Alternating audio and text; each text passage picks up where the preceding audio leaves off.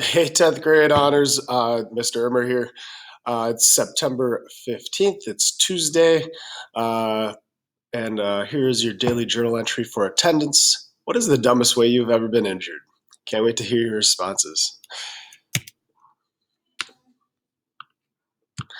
All right, our agenda for the day, go and take your attendance. Make sure you are marking yourself present.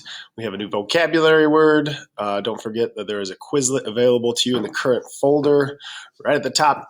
We're going to look at one student's excellent writing sample. I'll point out a couple of things they could have done, but I think this is an exceptional work. Today we have our second installment, exploring media literacy, what we can learn about modern media and how it influences us and where the money goes. After that, I'm going to give you a quick review session. We've had a couple of reading sections now. We've read through page 32, so see if you have any questions on the text so far, questions that have come up for you, thought-provoking moments, and see if you have any need to talk about the study guides for you VLA students or people at home, hybrid students at home. Just send me a message at Schoology and I'll answer your questions. And then lastly, I've got your next reading segment. We're reading to page 48. There are response questions with that. And then your quiz is tomorrow. So make sure you have caught up and read through the line break on page 48. All right. Your vocab word is proclivity. That's a natural tendency to do or choose anything regularly. So if you just seem to have a proclivity towards basketball, you just seem to be inclined towards basketball, and you have a liking for that. All right. Writing spotlight. Let's take a look at this. I'm going to make it big so you can follow along with my cursor as I read it out loud and then talk about perhaps some commas and word choice that could be improved, but overall this writing example is excellent. I think they do a great job at bringing in multiple citations from the text to explain their theme, and then they do a thorough job at explaining their citations. So let's take a look.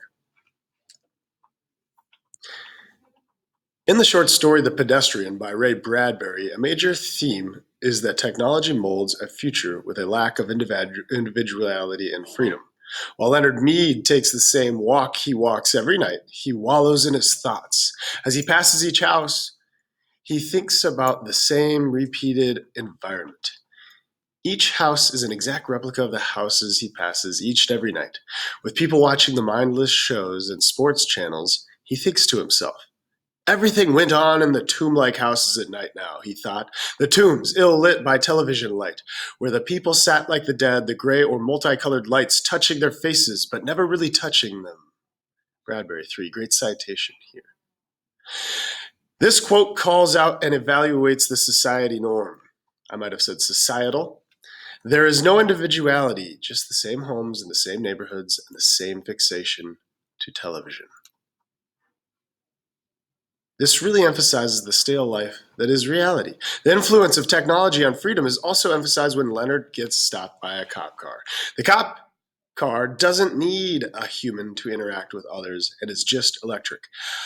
I prefer using, I prefer, and I teach students in essay writing especially, don't use contractions. It's a little more informal. It does serve its purpose when you're writing prose or storytelling or less formal, if your purposes are less formal, but as this is a kind of a professional essay style writing sample, you're trying to prove a point, you're trying to come off as professional. So I try to avoid contractions. The cop interrogates him about why he feels the need to take a walk till he commands him to get in the car. Same thing here, I would use intel versus till. Leonard asks for the reason for his arrest, and the car responds, to the Psychiatric Center for Research on Regressive Tendency, Bradbury 7. The car tells Leonard that he has regressive tendencies, which means that his behavior to be conscious is a habit that is harmful and dangerous. This means that people don't have rights and freedom to their own conscious thoughts and actions. This shows how technology has molded a future with a lack of freedom and individuality.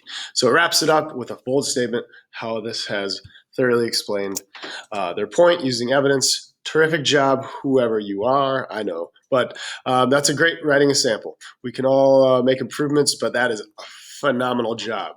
A number 1, good work.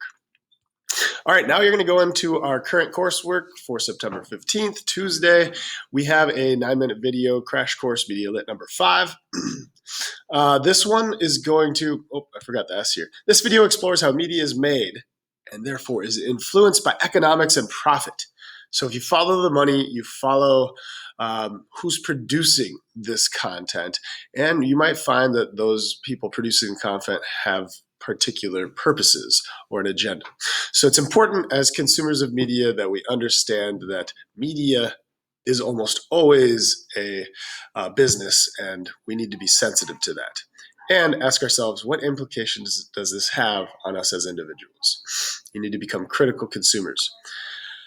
Open the guided notes at Schoology and click on the hyperlink with the notes to access the video. So the video is found within the notes. It's a Avid Cornell Notes sheet. Go ahead and help yourself through there. All right. Lastly, in class, we're going to have questions. I'm just going to open myself to exploring anything you're wondering about the society, about Montauk's conflict with the society, his experiences with his wife, with Clarice, his boss, Captain Beatty, and see if you have any perhaps foreshadowing based on events we've seen.